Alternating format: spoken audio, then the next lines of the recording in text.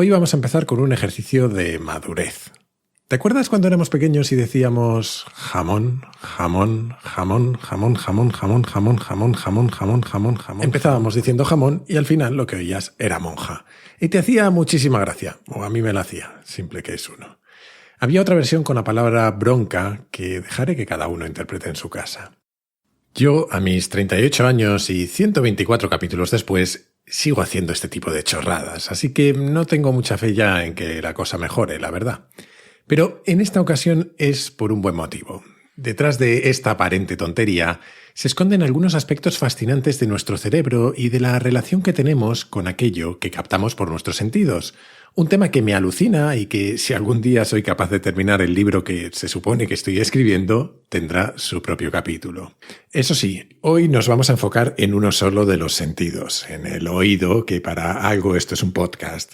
No sé cómo escuchas Kaizen habitualmente. Hay quien me ha contado que le acompaño mientras hace deporte o mientras plancha. Eso es bastante habitual también. Pero en el capítulo de hoy vamos a explorar algunos efectos sonoros y para que lo disfrutes más te voy a recomendar dos cosas.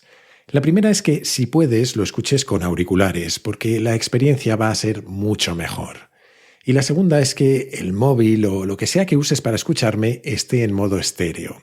La mayor parte de las veces vienen así configurados por defecto y no vas a tener que hacer nada. De hecho, si escuchas esto por tu auricular o altavoz izquierdo y esto por el auricular o altavoz derecho, entonces es que está todo en orden. Si no, habrá un par de efectos que no sonarán como deben, que puedes intentar cambiar tu configuración o dejarlo estar, que tampoco va a ser una tragedia, no te preocupes. Y una cosa más antes de empezar.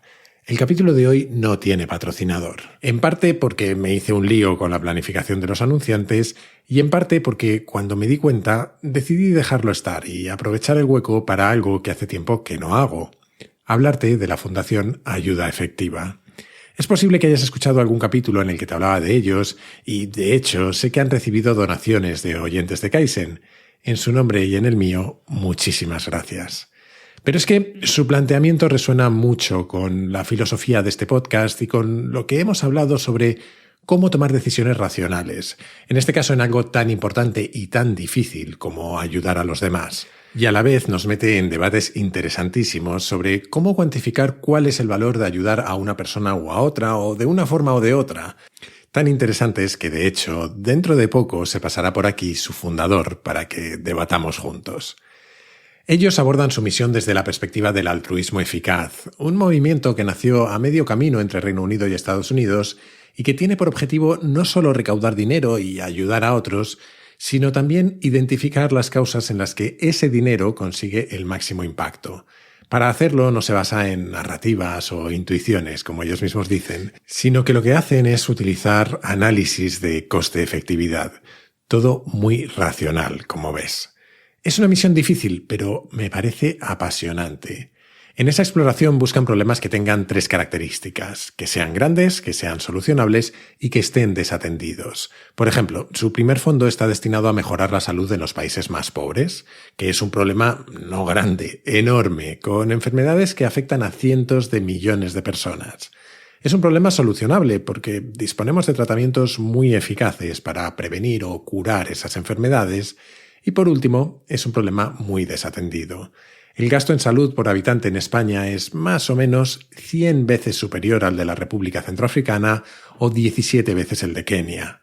A partir de este análisis han identificado 3 problemas concretos a los que destinar su ayuda: la malaria, los gusanos parásitos y la deficiencia de vitamina A. Te seguiré hablando en el futuro de ayuda efectiva, pero si quieres apoyarles o simplemente aprender más sobre ellos, te animo a visitar su página web, ayudaefectiva.org.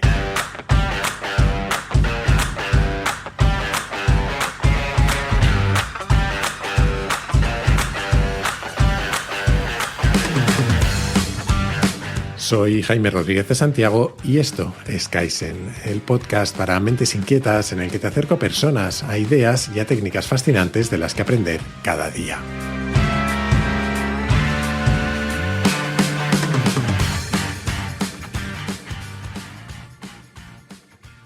Hace unos pocos capítulos te hablé de un libro que me dio unas navidades un poco duras, el Quai de l'Escherbach de Douglas Hofstadter.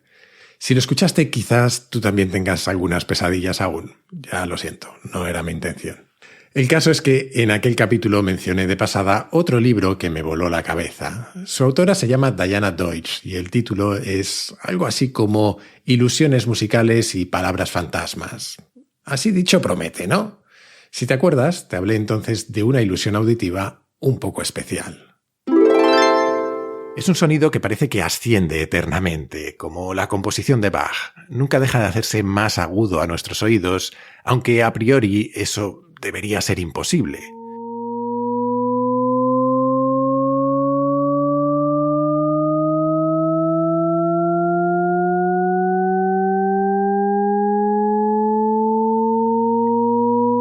Como curiosidad, te contaré que en la peli de Dunkerque de Christopher Nolan, la banda sonora, que es de Hans Zimmer, está basada en este efecto. Esa ilusión la descubrí en el libro de Diana Deutsch y de hecho mucho de lo que te voy a contar hoy proviene de ella, de su libro y también de un podcast que se llama Unexplainable en el que le dedican parte de un capítulo. Tienes las referencias a todo esto en las notas. Pero hablemos de Diana. Ella creció adorando la música y desde niña se pasaba las horas tocando el piano y componiendo y soñaba con dar conciertos delante de grandes audiencias. Eso sí, su primera gran oportunidad no fue exactamente como ella esperaba. En los años 50 del siglo XX, su profesora de música tocaba el piano en un programa de la BBC Third, una radio inglesa, donde se emitían conciertos en directo. Un día invitó a Diana, que por entonces tenía 16 años, a que le acompañase. A decir verdad, no iba de mera acompañante, tenía su papel. Iba a ser su pasapáginas. Sí, como suena. Un pasapáginas es una persona que se encarga de pasar la página de la partitura para que el intérprete no tenga que parar de tocar. Una tarea aparentemente simple, pero de mucha responsabilidad.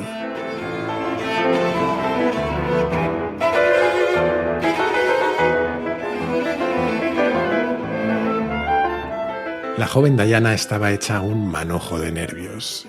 Llegó el momento de pasar la primera página y todo bien. La segunda y todo igual de bien. Pero en la tercera la lió. Los nervios hicieron que tirara todas las hojas al suelo. Mientras su profesora intentaba mantener la melodía tocando a una mano y con la otra ayudaba a recoger las hojas caídas, Diana se dio cuenta de que lo de interpretar en directo lo mismo no iba a ser lo suyo.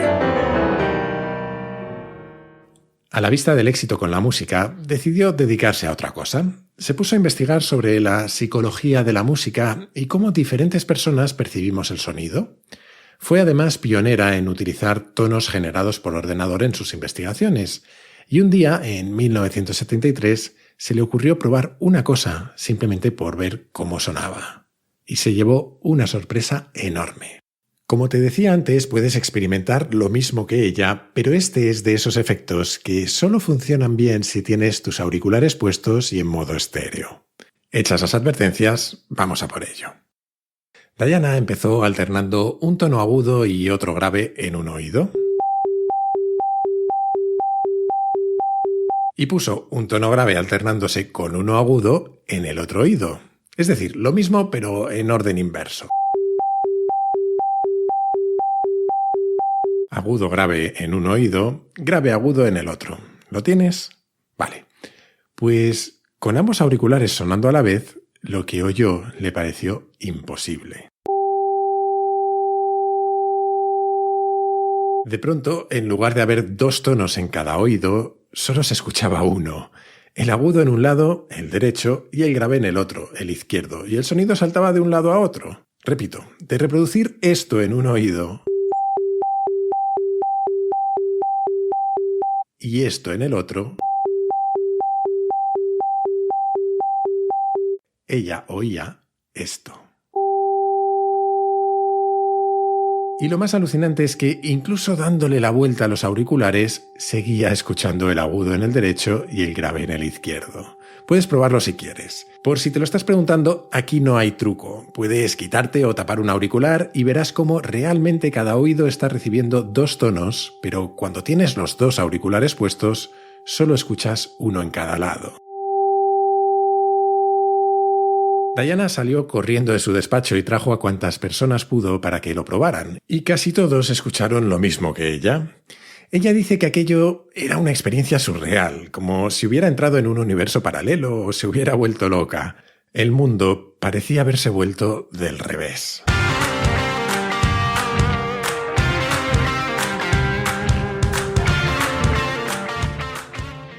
Lo que descubrió Diana fue un síntoma de algo de lo que no somos del todo conscientes. Nuestro cerebro edita mucho de lo que capta por nuestros sentidos. Esto es algo a lo que estamos más o menos acostumbrados cuando se trata de nuestra vista. Quien más, quien menos, ha jugado alguna vez con esas ilustraciones en las que lo mismo ves un pato que un conejo o una bella joven que una vieja decrépita. También te hablé de Escher y de sus dibujos imposibles que desafían a nuestra lógica. Eso por no recordar a toda una generación que en los 90 nos quedamos medio bizcos sacando figuras en 3 dimensiones de las páginas de aquellos libros llamados El Ojo Mágico. Todos esos efectos tienen más que ver con nuestro cerebro, que hace lo que puede interpretando la realidad que nos rodea, que con nuestros ojos. Y lo mismo sucede en el caso de Diana y de nuestro oído. Pensemos por un momento en la naturaleza del sonido. El sonido son cambios rápidos en la presión del aire que se producen cuando algo vibra. Es básicamente energía viajando a través del aire, como lo hace la onda que produce una piedra al caer en el agua. La energía de la piedra que golpea el agua provoca una serie de vibraciones que podemos ver desplazarse por su superficie creando pequeñas olas. Algo muy parecido sucede con los sonidos que percibimos. Esas ondas de energía, en forma de aire vibrando, entran por nuestro canal auditivo, por nuestras orejas, y hacen vibrar a su vez al tímpano, que mueve unos huesecitos que amplifican la vibración y la envían dentro de la cóclea, una estructura con forma de espiral que está llena de células que captan esas vibraciones y las transforman en impulsos eléctricos que envían a nuestro cerebro. O algo así. Esta es la versión simplificada de un sistema que llevó millones de años de evolución crear y que te está contando un ingeniero, así que tómatela como una aproximación a la idea. Todo esto, además, sucede miles de veces por segundo. Y sin embargo, esta es la parte sencilla del proceso, la que entendemos bien. Lo complicado es qué pasa en nuestro cerebro, porque hay diferencias importantes entre lo que nos entra por el oído y lo que realmente oímos. Decía Aldous Huxley algo así como que el trabajo de nuestro cerebro es filtrar la realidad para que la podamos soportar. Él lo decía para hablar de las drogas psicodélicas y cómo, según su teoría, lo que hacen estas drogas es liberar nuestra conciencia de alguno de esos filtros. Es decir, que más que generarnos sensaciones que no existen, lo que permiten es captar más de la realidad que habitualmente se nos escapa. Yo, siendo alguien que ni siquiera ha probado el café en su vida, no tengo ni idea de estos temas, pero sí sé que en el caso del sonido, Huxley tenía al menos parte de razón. No sé qué efecto tienen las drogas, pero si percibiéramos todos los sonidos que nos rodean, sería una locura. Cuando alguien habla en una habitación, por ejemplo, se producen ecos por todas partes. El sonido rebota una y otra vez en la pared, en la mesa, en la ventana, de tal manera que tenemos un mismo sonido repitiéndose y procediendo de muchísimas direcciones a la vez. Nuestro cerebro se encarga de poner cierto orden. Sabe que lo más habitual es que un sonido solo provenga de un sitio y una vez que detecta la primera onda, que es la original, se carga todas las demás hasta el punto de que normalmente no detectamos ningún eco. Como con el resto de nuestros sentidos, nuestro cerebro no se limita a detectar la información que le envían nuestros sensores, sino que la procesa y la edita para que sea lo más útil posible. Y esto es precisamente el origen de lo que descubrió Diana Deutsch con esa primera ilusión auditiva, en la que nuestro cerebro ubica los tonos agudos en un lado y los graves en el otro, porque entiende que cada uno viene de un único sitio, como con los ecos. Desde aquel descubrimiento, Diana decidió dedicar su vida a encontrar otras ilusiones y a utilizarlas para entender mejor los misterios de nuestro cerebro.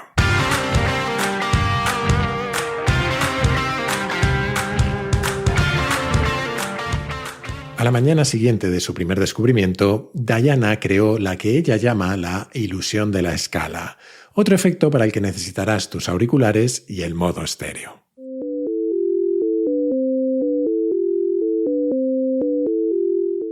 Exactamente igual que antes, tenemos dos secuencias de tonos diferentes en cada oído, una en el izquierdo.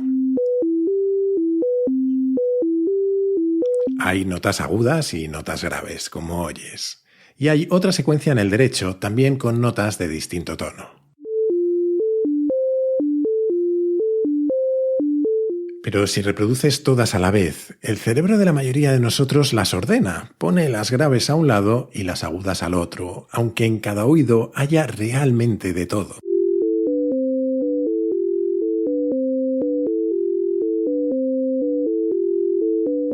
Más allá de lo alucinantes que de por sí son estas ilusiones, lo más interesante para mí es que no suceden igual para todo el mundo. Las personas diestras, por ejemplo, tendemos a oír los tonos agudos en el lado derecho. A mí, de hecho, me pasa. Pero en el caso de las personas zurdas, la cosa varía más. Tienen más probabilidad de escuchar los agudos en la izquierda o incluso de oírlo todo de una manera completamente diferente. Aunque ser zurdo o diestro no es el único factor que afecta a cómo oímos estas cosas. Lo que sucede es que nuestro cerebro utiliza sus propias expectativas, la experiencia que hemos acumulado en la vida y otros factores para influir en lo que percibimos. Es decir, que lo que oímos no es lo que le llega a nuestros tímpanos, sino la predicción que nuestro cerebro hace de lo que deberíamos estar oyendo a partir de lo que le llega a nuestros tímpanos. Por ejemplo, ¿reconoces esta canción?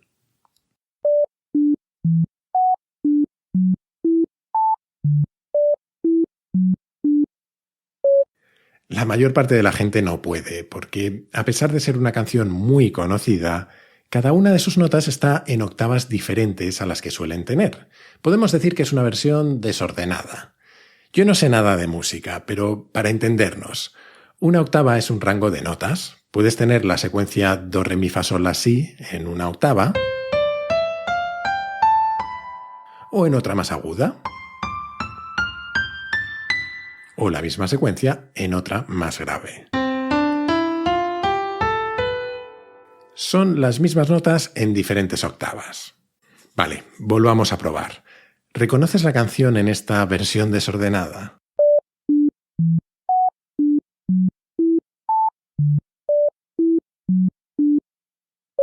Lo más normal es que sigas sin hacerlo, pero ¿y si ponemos todas las notas en la octava que les corresponde?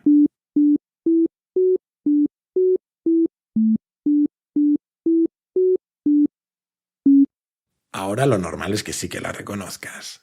¿Y qué pasa si ahora volvemos a escuchar la versión desordenada?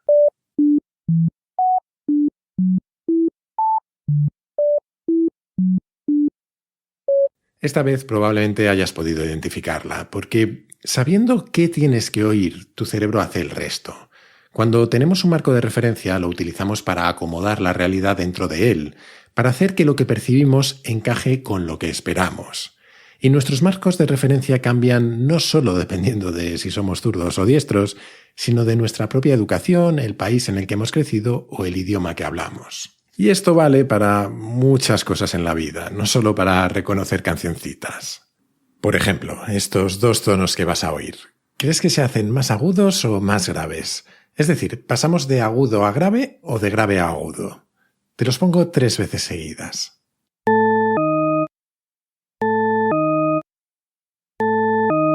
Para los que sabéis de música, lo que acabamos de oír es un tritono, 2 tonos separados exactamente media octava y sonando además en varios registros a la vez. Lo que para el resto de nosotros pobres mortales que no tenemos ni idea de música significa que son 2 sonidos que están separados de una manera que es especialmente ambigua para saber si suben o si bajan. Venga, los repito 3 veces más a ver qué opinas. ¿Suben o bajan?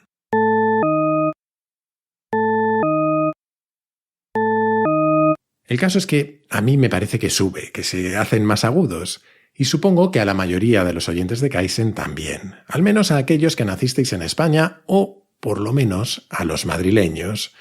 Porque resulta que, según donde hayas nacido, es más probable que oigas estos tonos como ascendentes o descendentes. Por ejemplo, la gente del sur de Inglaterra tiende a oírlos como descendentes, mientras que los californianos como ascendentes. La teoría de Diana es que el rango de sonidos al que nos acostumbramos de niños, por la manera de hablar de donde sea que hayamos nacido, hace que nuestro cerebro tenga unas expectativas u otras. De hecho, en su libro hay un apartado dedicado a la gente con oído absoluto, que es como se llama a esas personas que pueden identificar y muchas veces reproducir cualquier nota sin ningún tipo de referencia. Y cuenta cómo en determinados países, especialmente en Asia, hay un porcentaje mayor de gente con oído absoluto, que en parte se explica por la educación musical, pero también por cómo funcionan sus idiomas. Llegados a este punto, te preguntarás que qué tiene que ver todo esto con las monjas y los jamones. Pues, igual que nuestro cerebro juega con las notas musicales, lo hace para intentar identificar palabras. En el año 2008, en Estados Unidos, se generó una enorme polémica por un muñeco de juguete. Era un Tinky Winky de los Teletubbies, esos muñecos absurdos de colores con formas geométricas en la cabeza. Resulta que cuando le apretabas la barriga, el muñeco decía frases, y entre ellas había una en la que muchos padres lo que oían era tengo una pistola, corre, corre». Mientras los padres de medio país se escandalizaban preguntándose qué mente retorcida quería aterrorizar a sus hijos, el fabricante del peligroso Teletubby asesino tuvo que explicar que lo que decía el muñeco era otra vez, y que, de hecho, era un fragmento sacado directamente del show de televisión. Al parecer, la mente retorcida era la de los padres.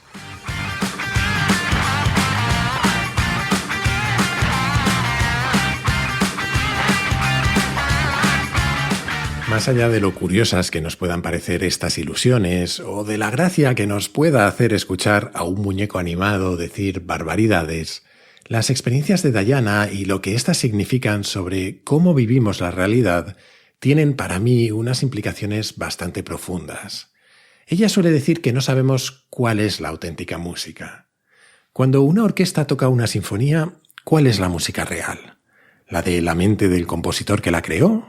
¿La del director que lleva horas y horas trabajando sobre ella y que tiene una serie de expectativas al respecto?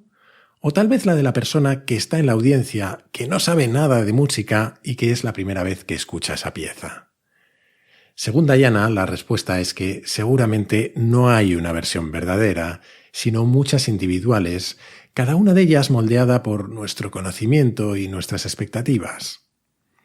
Te decía al principio que este es un tema que me obsesiona, y no hablo de los sonidos, ni siquiera de nuestros sentidos, sino del hecho de que la realidad que nos rodea está filtrada y distorsionada por infinidad de factores. Pensándolo bien, mucho de lo que te he hablado en Kaizen hasta ahora tiene que ver con este tema.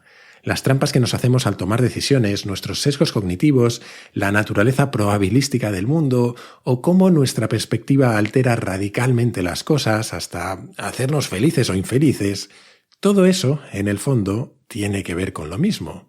Tiene que ver con que pienso que nos aferramos a nuestras ideas y a nuestra manera de ver el mundo como si fueran una verdad absoluta, cuando lo cierto es que la mayor parte de las veces no tenemos ni idea de la realidad que se nos escapa.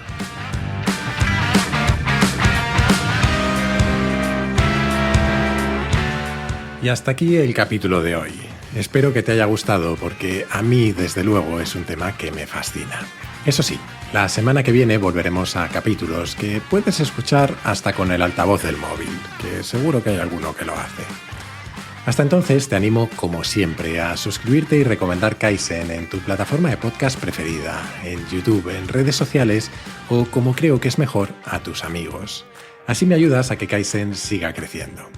Además, si te gusta el podcast, puedes unirte a la comunidad Kaizen, una forma de apoyarlo económicamente y de acceder a un foro en el que conectar con otros curiosos compulsivos, a contenidos exclusivos y a un feed sin publicidad. Para hacerlo, solo tienes que entrar en mi web, jaimerodriguezdesantiago.com, y hacer clic en el banner rojo. Y desde esa misma web o desde mi Twitter, @jaime_rds, puedes hacerme llegar tus comentarios, tus sugerencias, lo que tú quieras.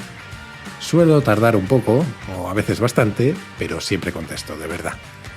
Y esto es todo por hoy. Como siempre, muchísimas gracias por estar ahí y hasta la próxima.